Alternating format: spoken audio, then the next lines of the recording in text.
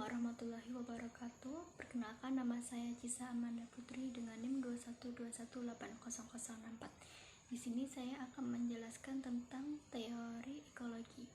Jadi di sini saya akan membahas 6 hal. Yang pertama, definisi ekologi, yang kedua, ruang lingkup ekologi, yang ketiga, urutan sistem ekologi, yang keempat, kritik teori Bronfenbrenner, yang kelima, aplikasi ekologi, yang keenam, kesimpulan dari materi yang telah saya bahas. Teori ekologi diperkenalkan oleh Uri Bronfenbrenner, seorang ahli psikologi dari Cornell University, Amerika Serikat. Teori ekologi memandang bahwa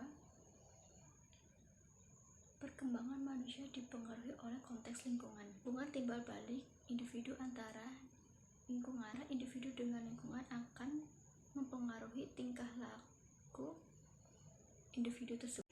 Informasi lingkungan tempat tinggal anak akan menggambarkan organisasi, mengklarifikasi efek dari lingkungan yang bervariasi. Satu hal yang terpenting dalam teori ekologi Bronfenbrenner adalah bahwa pengkajian perkembangan anak dari subtisme manapun harus berpusat pada anak. Artinya, pengalaman hidup anak yang dianggap menjadi penggerak utama bagi perkembangan karakter dan habitatnya di kemudian hari. Pengertian ekologi memiliki perbedaan pengertian.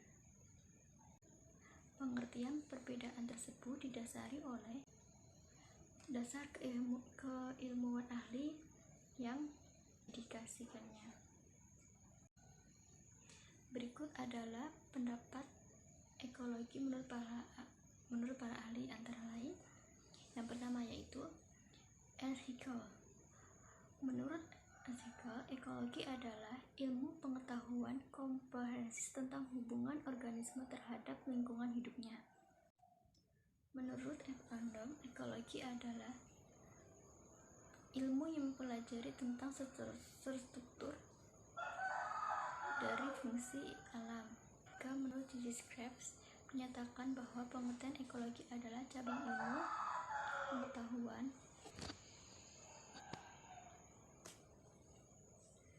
yang mempelajari tentang interaksi yang menentukan distribusi dan kebutuhan organisme.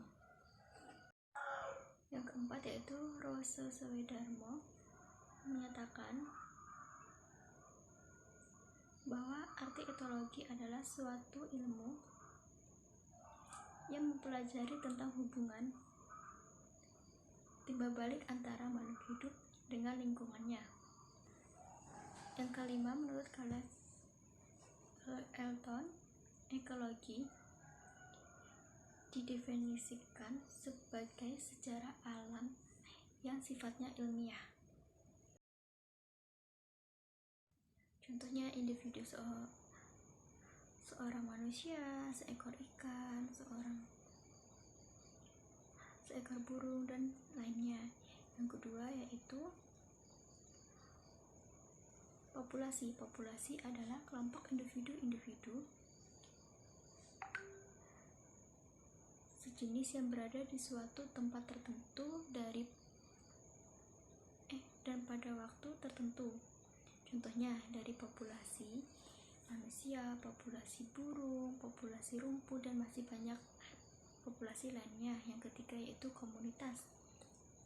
Komunitas adalah suatu kelompok makhluk hidup yang terdiri atas populasi dan saling melakukan interaksi antara satu dengan lainnya pada suatu tempat dan waktu tertentu. Contoh komunitas, misalnya komunitas pada rumput. Pada komunitas pada rumput terdiri dari populasi rumput, populasi burung, populasi ular, populasi belalang, populasi ulat, dan lain sebagainya. Berikutnya adalah ekosistem. Ekosistem adalah suatu kondisi yang terjadinya hubungan timbal balik dan hubungan saling ketergantungan antara makhluk hidup dengan lingkungannya. Contohnya seperti ekosistem hutan dengan ekosistem air laut. Yang kelima yaitu biosfer. Biosfer adalah tingkat organisasi biologi yang paling besar, dan di dalamnya terdapat semua kehidupan yang ada di bumi. Di dalam biosfer pula ada interaksi antara lingkungan fisik secara keseluruhan. Yang keenam yaitu landscape. Ekologi landscape terhadap faktor yang mengendalikan pertukaran energi, materi, dan organis dalam suatu ekosistem. Yang terakhir yaitu global. Ruang lingkup bertumpu pada pertukaran energi regional dan pengaruh materi terhadap fungsi dan distribusi organisme pada tingkah biosfer.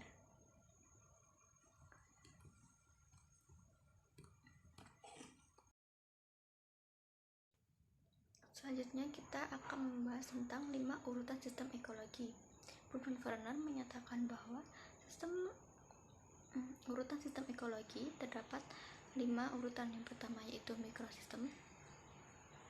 Jadi mikrosistem merupakan lingkungan yang paling dekat dengan pribadi peserta didik, yang meliputi keluarga, guru, teman sebaya, sekolah, lingkungan tempat tinggal, dan hal-hal lain yang sehari-hari ditemui oleh peserta didik. Dalam mikrosistem ini terjadi interaksi yang paling langsung dengan agen-agen. Individu tidak dipandang sebagai penerima pengalaman yang basis dalam setting ini, tetapi individu bahkan ikut aktif membangun setting pada mikrosistem ini. Karakteristik individu dan karakteristik lingkungan akan berkontribusi dalam proses interaksi yang terjadi, sehingga membentuk karakter dan habit tertentu pada seorang anak. Keluarga, terutama orang tua, dan lingkungan sekolah merupakan agen sosialisasi terdekat dalam kehidupan setiap individu, sehingga keluarga mempunyai pengaruh besar pada pembentukan karakter pada seorang anak.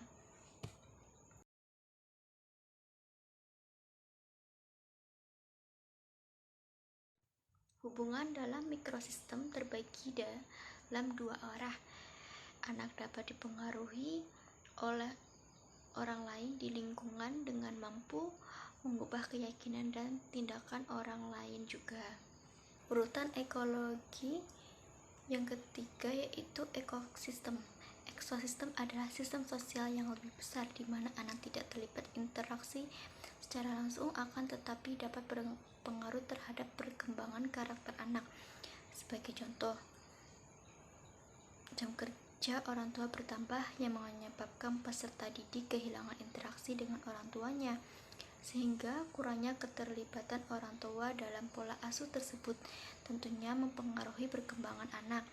Subsistem dari ekosistem lain yang secara tidak langsung menyentuh pribadi peserta didik dan akan tetapi berpengaruh secara tidak langsung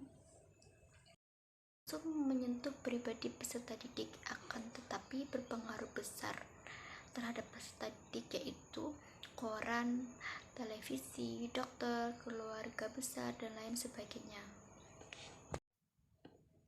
Urutan ekologi yang keempat yaitu makrosistem. Makrosistem adalah suatu lapisan terluar dari lingkungan anak. Subsistem mikrosistem terdiri dari ideologi, negara, pemerintah, tradisi, agama, hukum, adat istiadat, nilai masyarakat secara umum, dan lain sebagainya, di mana individu itu berada. Prinsip-prinsip yang terdapat dalam lapisan mikrosistem tersebut akan berpengaruh pada keseluruhan interaksi di semua lapisan. Misalnya, jika kebudayaan masyarakat menggarisbesarkan bahwa orang tua bertanggung jawab untuk membesarkan anak-anaknya, maka hal tersebut akan mempengaruhi struktur di mana orang tua akan menjalankan fungsi psikoedukasinya. Menurut Brecht, budaya yang dimaksud dalam subsistem ini adalah pola tingkah laku, kepercayaan, dan semua produk dari sekelompok manusia yang diwariskan dari generasi ke generasi. Yang terakhir yaitu yang kelima, kronosistem. Kronosistem mencakup pengaruh lingkungan dari waktu ke waktu beserta caranya mempengaruhi perkembangan peserta didik beserta perilakunya. Contohnya, seperti perkembangan teknologi saat ini dengan produk-produk turunannya seperti internet dan gadget membuat peserta didik mahir, nyaman, dan terbiasa menggunakannya untuk pendidikan maupun hiburan.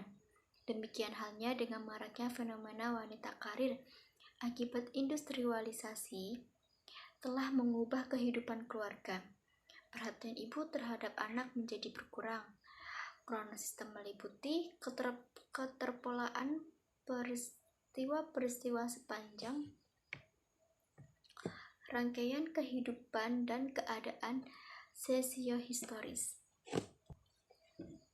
Contoh lainnya yaitu perceraian sebagai perubahan hidup besar mungkin saja akan mempengaruhi tidak saja hubungan dari pasangan tersebut, tetapi juga perilaku anak-anak mereka.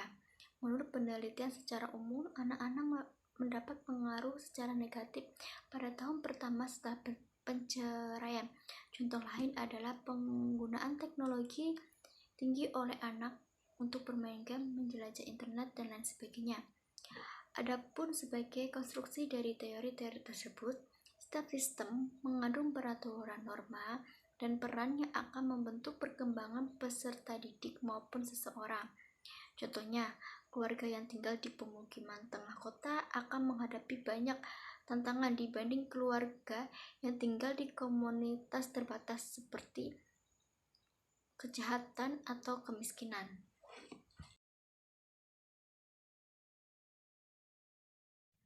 Untuk selanjutnya yaitu kritik terhadap teori Bronfenbrenner.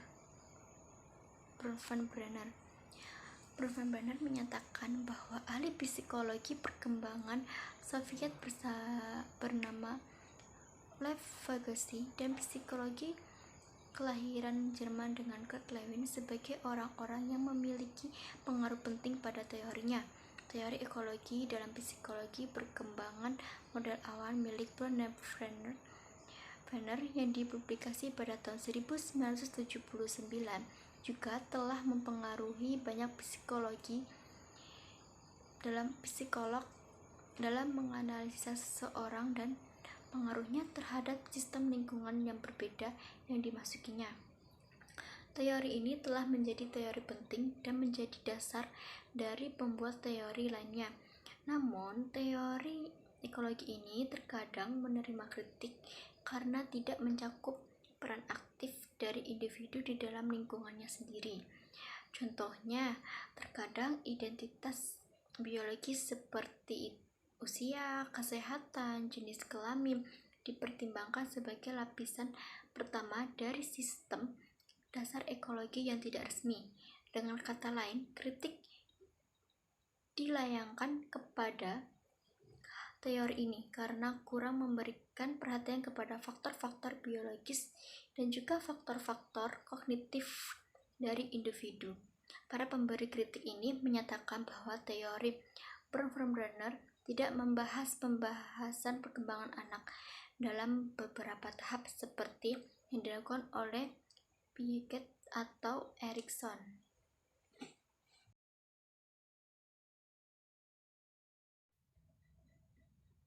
Dari yang saya bahas tadi, terdapat kesimpulan yang dapat saya simpulkan, yaitu dengan mempelajari teori ekologi dalam psikologi perkembangan peserta didik mengenai sistem berbeda yang mempengaruhi seorang anak secara simultan, maka teori ini dapat menggambarkan perbedaan dari pengaruh yang saling berhubungan dalam perkembangan anak.